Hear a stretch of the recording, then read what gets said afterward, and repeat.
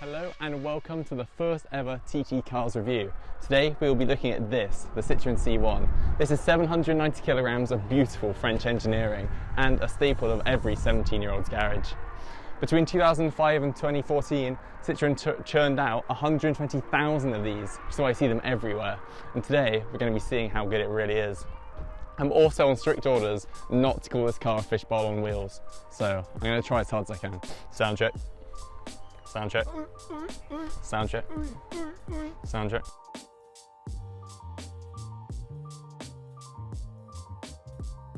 Okay, first we're going to look in the engine. That means you've got to crack it open. We'll go in here, there's a cheeky little latch. Pop that bad boy. Come around the side. And it's somewhere around here. There we go. For some reason, the clip is attached to the top, like the bonnet, and not the engine, which is, I think, the only car I've ever seen with that arrangement. And look at it, it's magnificent. 3 cylinders, 1 litre, puts out around 60 horsepower. All you need, really. Despite this car only putting out 60 horsepower, it will go from 0 to 60 in just over 12 seconds, due to it being about the same weight as a bag of crisps. It was also offered with a 1.4 litre diesel, but I don't really see why I'd buy that with like low emission zones these days. Definitely the petrol you're after. Due to its weight and its sleek aerodynamic design, this thing will do 66 miles to the gallon, which is very good for a car of its age, and it will go on to reach a top speed of 99 miles per hour. Now, let's see how this car sounds.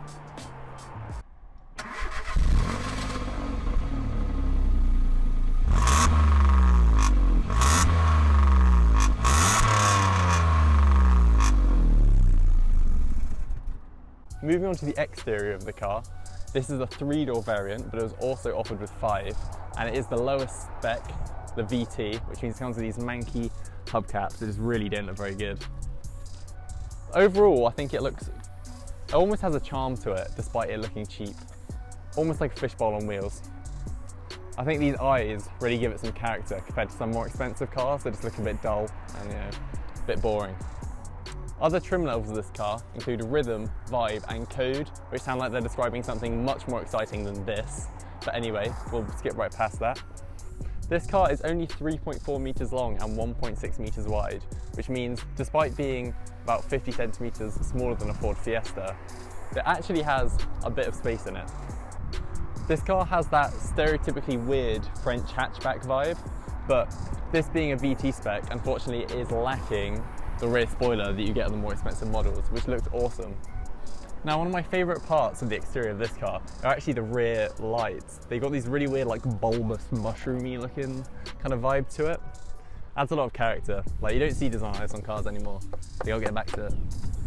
Moving on to the boot, it's a good time to mention that this car did not come with central locking as standard, despite only being 13 years old, which means you gotta open every door with this old key. It looks like it's from the mid-90s. And you'll also notice that in this boot, it's filled with jump leads. That's because before reviewing this car, we had to spend about 25 minutes starting it because the battery had gone flat after not being used for only like 2 or 3 weeks.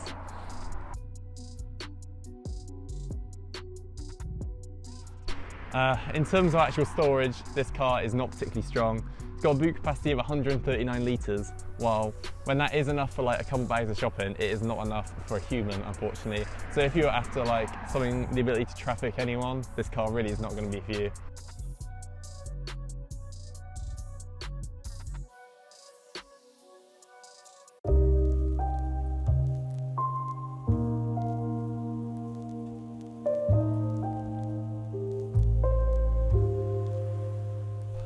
Okay, to say this interior is bland would be an understatement.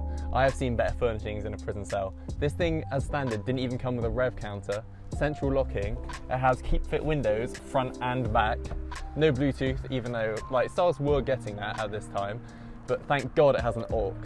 The central console looks interesting, it looks kind of like something an alien would design. It's got more circles that, you know, kind of match the vibe of the rear headlights, which I like. And it is not the worst thing in the world, but the speakers in this car are absolutely horrendous. I'm not sure whether it's supposed to only come out of one of the grills, but in this car, it only comes out the driver's side speaker grill, and it just sounds like ass. The gear stick, I'll get more into this when we're driving, but it just kind of, it looks sad, and you can never tell if you're in gear, not in gear.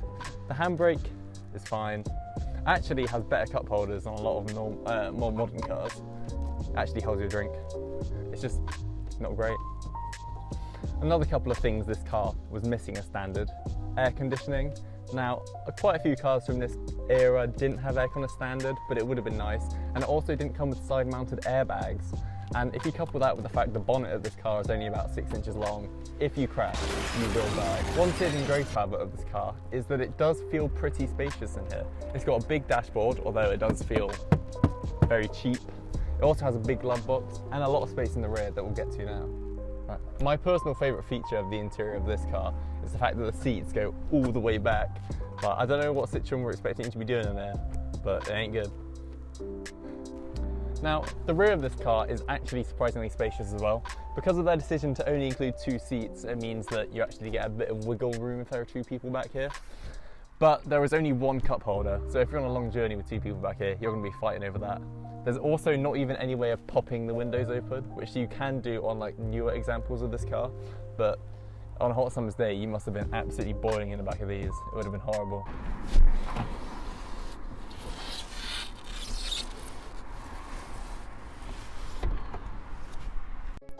Okay, now let's see how this thing drives.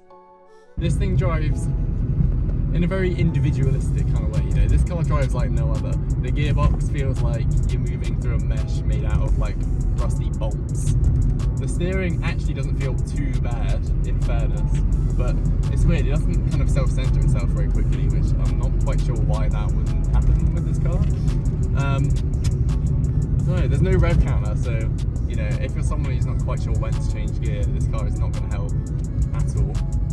I have seen my friend drive this car up to the rev limiter on multiple occasions, which might be one of the reasons why it's driving quite so ballsy. Yeah, that gear shifter really just takes some getting used to. When I first got in the car, I stalled twice in the space of about 2 minutes, so I just couldn't find it. And the clutch is quite sensitive compared to a newer car. That being said, if you buy this as the first car and you can drive in this, you can pretty much drive in anything.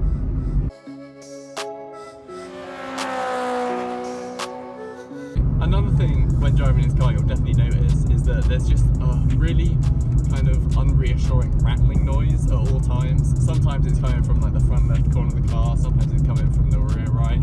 It's just all over the place, and you know, I feel like at any moment a wheel could just ping off, or like a wing mirror or something. Or to be honest, the engine could just blow. I wouldn't be surprised. So you're kind of running the lottery driving this car. But maybe you like that. It makes it exciting.